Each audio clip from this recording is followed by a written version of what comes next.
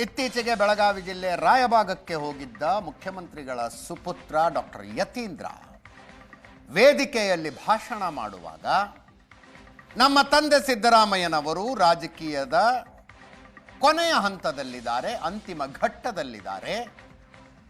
ಸೈದ್ಧಾಂತಿಕವಾಗಿ ನಾಯಕತ್ವ ವಹಿಸಿಕೊಳ್ಳೋದಕ್ಕೆ ಅವರ ನಂತರ ನಾಯಕತ್ವ ವಹಿಸಿಕೊಳ್ಳುವುದಕ್ಕೆ ಸೈದ್ಧಾಂತಿಕ ಬದ್ಧತೆ ಇರುವವರೊಬ್ಬರು ಬೇಕು. ಸತೀಶ್ ಜಾರಕಿಹೊಳಿ ಅವರು ಅತ್ಯಂತ ಸೂಕ್ತ ವ್ಯಕ್ತಿ ಅಂತ ಹೇಳಬಹುದು. ಆ ಹೇಳಿಕೆ ಡಿ.ಕೆ. ಶಿವಕುಮಾರ್ ಅವರ ಮುಖ್ಯಮಂತ್ರಿ ಗಾದಿಯ ತನಕದ ಹಾದಿಯ ಮೇಲೆ ಮುಳ್ಳೆಬ್ಬಿಸೋದಕ್ಕೆ ಅನ್ನೋದು ಎಲ್ರಿಗೂ ಗೊತ್ತಾಗತ್ತೆ. ಹಾದಿ ಸುಲಭ ಆಗಬಾರದು, ಕಂಟೆಂಡರ್ಸ್ ಬೇರೆ ಇದ್ದಾರೆ ಅನ್ನುವ ಸಂದೇಶ ಕೊಡೋದಕ್ಕೆ ಆ ಹೇಳಿಕೆ. ಆದರೆ ಆ ಹೇಳಿಕೆಯ ಪರಿಣಾಮ ಸಿದ್ದರಾಮಯ್ಯನವರ ಆಪ್ತ ಬಳಗದ ಮೇಲೆ ಏನಾಗತ್ತೆ? ಏನಾಗಬಹುದಾಗಿತ್ತೋ ಅದೇ ಆಗಿದೆ.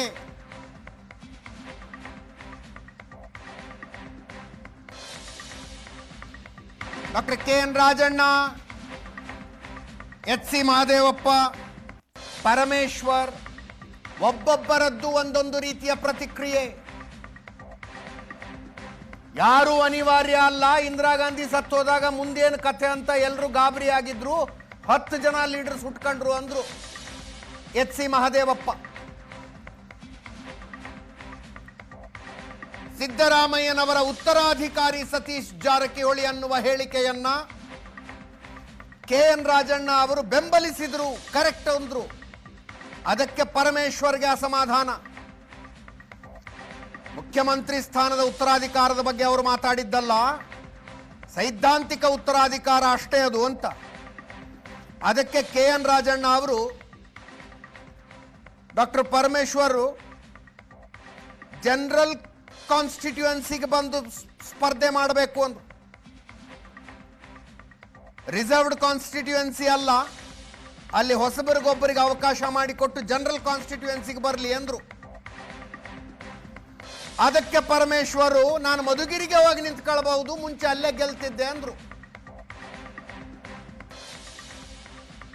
ಪರಸ್ಪರರ ತಿಕ್ಕಾಟ ತೋರಿಸ್ತಾ ಇದೆ ಇದು.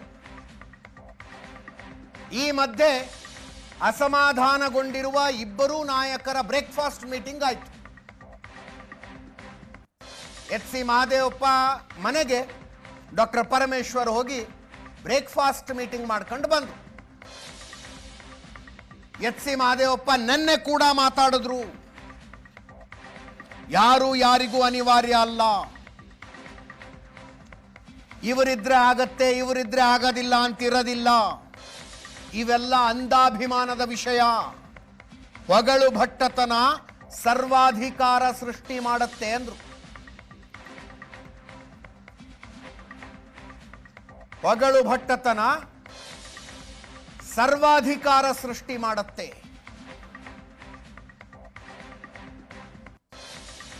ಸಿದ್ದರಾಮಯ್ಯ ಅನಿವಾರ್ಯ ಅಂತ ಇರೋರಿಗೆ ಎಚ್.ಸಿ. ಮಹದೇವಪ್ಪನವರು ಕೊಡ್ತಾ ಇರೋ ಸಂದೇಶ ಇದು.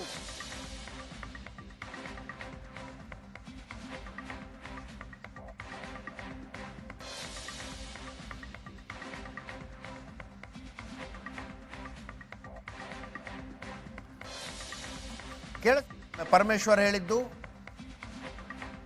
ಎಚ್.ಸಿ. ಮಹದೇವಪ್ಪನವರು ಹೇಳಿದ್ದು.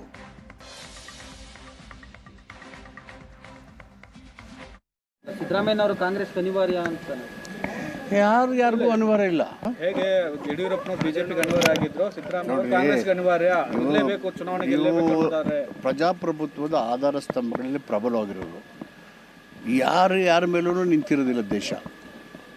ಸನ್ನಿವೇಶಗಳು ಹಂಗೆ ಸೃಷ್ಟಿ ಮಾಡ್ತವೆ. ಈಗ ಎಲ್ಲರೂ ಕೂಡಿ ಒಂದು ಸಂಸ್ಥೆಯನ್ನು, ಸಂಘಟನೆಯನ್ನು, ಒಂದು ಚಳುವಳಿಯನ್ನು ಕಟ್ಟಬೇಕು. ಆದರೆ ಇವರಿದ್ದರೆ ಆಗುತ್ತೆ, ಇವ್ರು ಇಲ್ಲರಾಗಿರೋದು ಅದು ಒಂದು ಅಂಧಾಭಿಮಾನದ ವಿಷಯಗಳು. ನನ್ನ ಪ್ರಕಾರ ಆ ಥರ ಹೊಗಳು ಬಟ್ಟಕ್ಕಾಗೋದಿಲ್ಲ. ಹೊಗಳು ಬಟ್ಟಂಗಿತನ ಸರ್ವಾಧಿಕಾರಿ ಸೃಷ್ಟಿ ಮಾಡುತ್ತೆ. ಸರ್ವಾಧಿಕಾರಿ ಪ್ರಜಾಪ್ರಭುತ್ವನ ನಾಶ ಮಾಡ್ತಾನೆ. ಸಿದ್ದರಾಮಯ್ಯನವರು ಕಾಂಗ್ರೆಸ್ ಅನಿವಾರ್ಯ ಹೇಳಿದ್ದಾರೆ. ಸೈದ್ಧಾಂತಿಕವಾಗಿ ಆ ದಾರಿಯಲ್ಲೇ ಹೋಗ್ತಾರೆ ಸತೀಶ್ ಜಾರಕಿಹೊಳಿ ಅವರು ಅಂತ ಹೇಳಿ. ಯಾಕೆಂದರೆ ಅವ್ರು ಹಿಂದೆ ತಮಗೆ ಜ್ಞಾಪಕ ಇದೆಯಾ ಇಲ್ಲ ಗೊತ್ತಿಲ್ಲ, ಹಿಂದೆ ಪ್ರಾರಂಭ ಮಾಡಿದಾಗ ಸತೀಶ್ ಜಾರಕಿಹೊಳಿ ಅವರು ಕೂಡ ಬಹಳ ಮುಖ್ಯವಾದ ಪಾತ್ರ ವಹಿಸಿದ್ರು.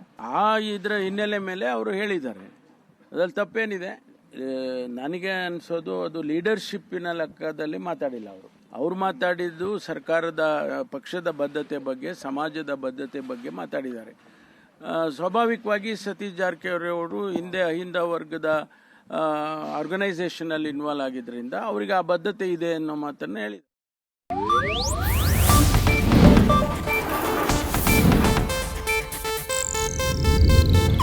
ಇದು ಏಷ್ಯಾನೆಟ್ ನ್ಯೂಸ್ ನೆಟ್ವರ್ಕ್ ಪ್ರಸ್ತುತಿ.